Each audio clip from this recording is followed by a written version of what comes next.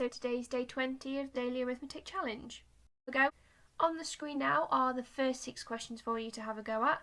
Have a go, pause the screen. Once you've done that, there's some more on the next slide, 10 in total, and once you've done all of them, we'll go through the answers. Just so you're aware, number 18, because it looks a little bit blurry on the screen, is 5/12 subtract 1/12.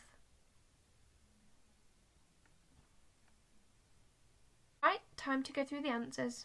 Is number 11, so the first question, is 3 cubed. So like with 3 squared, you would do 3 times 3. When it's 3 cubed, you would do 3 times 3 times 3. Basically, whatever number is in the top corner is how many times you times your original number by. So I'm doing 3 lots of 3. If it was 4 cubed, so 4 and then a little 3, I would do 4 times 4 times 4. Okay, so don't get mixed up by thinking that that's 3 times 3 because it has a small 3 in the top. So 3 times 3 is 9, and I've got one more multiple of 3 to multiply it by, so I've got 9 times 3, which is 27. I've then got 810 divided by 9. Now, for this one, you could have just done 81 divided by 9 because you could spot that 81 is in your 9 times tables, and you know that 9 9s are 81. So if 9 9s are 81, 99s must be 810 because it's 10 lots bigger. Number 13, we've got 67.1 multiplied by 100. We've been looking at these quite a bit now, so just making sure that your numbers move up the right amount of place values. So for this one here, you would move each digit up 2 place values because there are 2 zeros in your answer, which would give you the answer 6,710. Number 14, we've got 5.03 divided by 100. So this time all of your numbers are moving backwards because your number has to get smaller. Again, it's divided by 100, 2 zeros, so they're all going to move back 2 places. And as you can see, I've drawn my arrows on this one to show you them moving back 2 places. So my answer is 0.0503. Number 15, 7,462 add 9,024. Add them together just like normal and you would get 16,486. Number 16, we've got 300 multiplied by 9, so the way I did this was by doing 3 times 9, which is 27, and then multiplying my answer by 100 because I've made it 100 smaller to get from 300 to 30. As you can see, my 2 zeros have gone, so I have to multiply it by my 2 zeros back again, so multiplying by 100. So the answer is 2,700.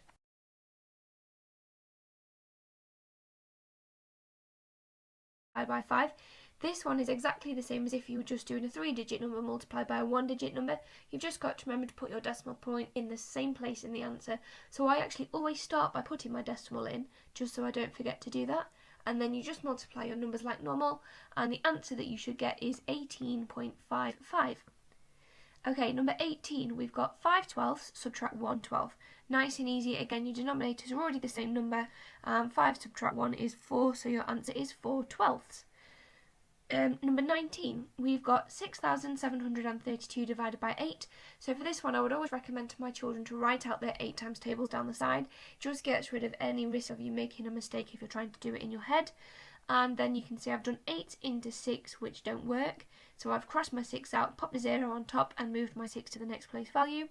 8 into 67 go 8 full times, but I'll have 3 left over from that. So then I've got 8 into 33, which go 4 full times, with 1 left over because 4 8s are 32. And then I have got 8 into 12, which only goes in once, with 4 left over. So that's when I have to put my decimal point and a placeholder 0 there because there was no digit. And once I've carried my 4 across, it becomes 40. And as you know, 8 into 40 go 5 times. Number 20, nice one to end with. 3,408 subtract 573. So they're just a simple subtraction. 8 take away 3 is 5. 0 take away 7 I can't do, so I have to exchange from the 4. That becomes a 3. And then I've got 10 take away 7, which is 3. 3 take away 5 I can't do, so I'm going to exchange from the next place value. So that 3 will become a 2.